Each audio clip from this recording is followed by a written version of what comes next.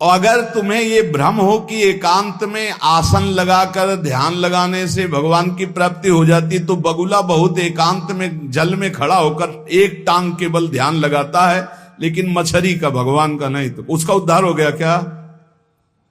ये तुकाराम जी की बात है। अगर तुम्हें ऐसा भ्रम हो गया हो कि कोई एकांत गुफा हो, घुस जाऊं बस वहां भगवत प्राप्ति हो जाएगी, तो चूहा और सांप रात दिन बिल में रहते, इनको भगवान की प्राप्ति हो गई क्या? तुकाराम जी से जब प्रश्न किया गया कि क्या गृहस्थाश्रम में भगवान की प्राप्ति ऐसे हो जाएगी जो विरक्तों की हो जाएगी? बहुत ध्यान से सुनिए, सिद्ध संत है, वो कह रहे हैं कि पागल मत बनो, भगवान की प्राप्ति भगवान के भजन करने से होती, वो गृहस्थी में भी हो जाएगी। अगर तुमको लगता है कि वन में रहने से भगवान मिल जाते हैं, तो हिरन को मिल जाते, खरगोश को मिल जाते, बाघ को मिल जाते, सब ब्रह्म प्राप्त हो जाते। अगर तुमको लगता है कि एकांत में ध्यान लगाने से मिल जाते, तो बगुला जल में खड़ा होकर एक टांग केवल ध्यान लगाता है, लेकिन मछली आई गड्ढ से खाया फिर शांत खड़ा है, बगुला को नहीं मिला। फिर कहते हैं कि एकांत गुफा में घुसने से भगवान मिल जाते, तो चूहा और सांप बिलई में रहते हैं रात दिन, उनको भगवान मिल जाते। तो इसलिए हम तुमसे कह रहे हैं कि ये ची चपड़ की बातें छोड़ो।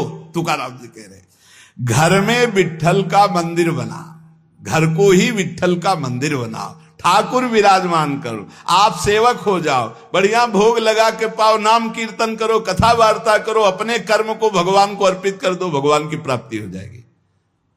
बहुत सहज है गृहस्थ में भगवत प्राप्ति करना।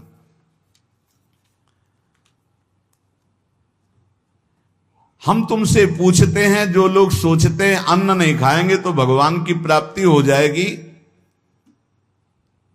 तो कितने ऐसे जीव हैं हमारी प्रकृति में? तुकाराम जी कह रहे हैं ये बड़े महापुरुष हैं, किसी के कहो सांप खाता अन्न, करे क्या धान बकभी, कपट भरा भीतर भरा उदर मल से, करे चूहा भी एकांत गदहा भी भभूत रमावे, तुका जल नक्राले काग ही नहाए कहो तो।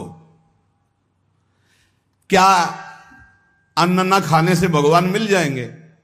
अगर हां, तो बहुत से पक्षी ऐसे हैं जो केवल फलाहार रहते हैं, बहुत से ऐसे हैं जो घास चर के रहते हैं, ना वो अन्न खाते हैं ना कुछ और। कुछ है फलाहार, कुछ है तृण चरते हैं, कुछ है पानी पी के केवल रहते हैं भैया, केवल पानी से। इन सबको भगवत साक्षात्कार हो जाता है क्या? केवल पानी से रह रहे तो भगवत साक्षात्कार हो जाएगा, केवल फलाहार रहे तो उनको भगवत साक्षात्कार हो जाएगा। तुकाराम जी कहते हैं कितने हैं वायु भक्षण करते हैं, केवल वायु पी करके जीते हैं, भीतर कपट भरा है, बाहर ये सब छोड़ रहे हो, कुछ लाभ नहीं मिलना है। चूहा बिल में एकांत में रहता है, भगवत प्राप्ति हो गई। गदहा खूब धूल में ऐसे लौटता, धूल लगाने से तो क्या उसे भगवत प्राप्ति हो गई, महापुरुष है। जल में घड़ियाल रहता है, भगवत प्राप्ति हो गई। कौआ भी जाके गंगा स्नान करता है, जल स्नान, भगवत प्राप्ति हो गई। भैया जब तक भजन नहीं तब तक भगवत प्राप्ति नहीं, बाहरी क्रियाओं से। तुकाराम जी कह रहे हैं तुम्हारे हृदय में बुराई भरी हुई है और बाहर से साधु का भेष बनाए हो, तो तुम्हें भगवत प्राप्ति हो जाएगी। अरे चाहे वायु भक्षण करो, चाहे तुम ध्यान का नाटक करो, चाहे एकांतवास करो, चाहे भस्म लेपन करो, चाहे जल में खड़े हो जाओ, चाहे जितना अनुष्ठान करो, जब तक भजन नहीं करोगे भगवान का, तुम्हारी बुद्धि निर्मल होने वाली नहीं, बाहरी क्रियाओं से कोई लाभ नहीं। तुकाराम जी कह रहे हैं भक्ति मुक्ति दिलाने वाली है समस्त भव बंधनों से। रात दिन अपने प्रभु का नाम जप कर रहे, चिंतन कर रहे। एक गृहस्थ आए थे, बहुत अच्छी स्थिति, नेत्रों में नेत्र मिला के जब बात किया तो बड़ा संतोष। जब जाने लगे तो कहा 1 मिनट रुको, इसे मुख पे बड़ाई नहीं करनी चाहिए, पर आप सावधान रहना, बहुत अच्छी स्थिति, संभाल के निकल जाओ। बस उन नेत्रों से ऐसे किया, चुपचाप गंभीर मुद्रा, प्रश्न बहुत जोर का, और स्मरण में बिल्कुल तन्मयता, एक एक चेष्टा उनकी बता रही थी। बहुत बढ़िया बाजी मार ले जाओगे, कोई तुम्हें प्रणाम नहीं करेगा, कोई दान पुण्य नहीं, कोई नमस्कार नहीं, बहुत जल्दी निकल। विरक्त भाव में रात दिन भगवान के भजन में व्यतीत करो, तभी बात बनेगी। केवल इन सब बाहरी बातों का देखो, इसीलिए खंडन किया तुकाराम जी ने।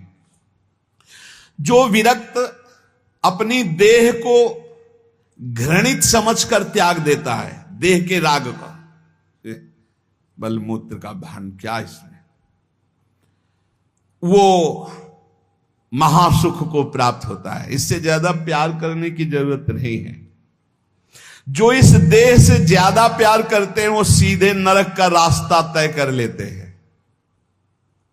बहुत संभल के चलने की जरूरत है। इस देह के राग को मिटाने के लिए ही तो भगवत मार्ग में चले, चाहे गृहस्थ हो चाहे विरक्त। तुम अपना स्वभाव बनाओ आत्म कल्याण के लिए।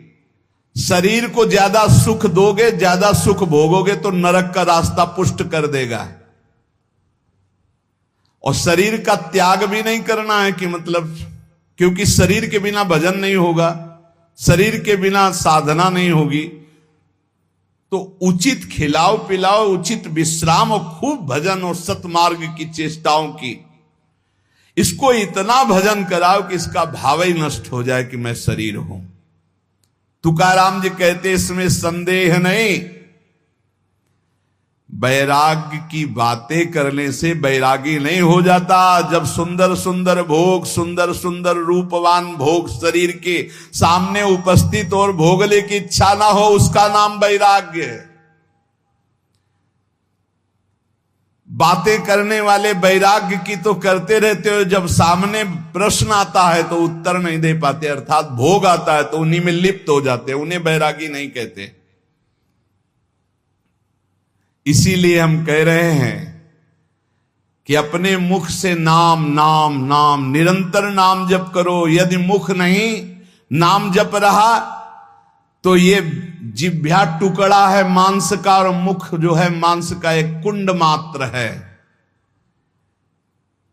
नाम जप करो, सदगुरु प्रदत्त नाम जप करो। तुका कह रहा है सदगुरु की महिमा। सदगुरु कोई मनुष्य नहीं है। चितनासी न लगे बेल काहीं, तया न लगे मूल, वाचे सदा सर्वकाल राम कृष्ण हरि गोविंद। गुरुदेव ने जो नाम दिया है वो कोई मनुष्य नहीं, वो साक्षात राम कृष्ण हरि ही है। बंदो गुरुपद कंज कृपा सिंधु नर रूप हरि। उन्होंने चिंतन के लिए तुम्हें जो दिया है, सारा समय उस चिंतन में लगा दो। अमूल्य है तुम्हारा जीवन।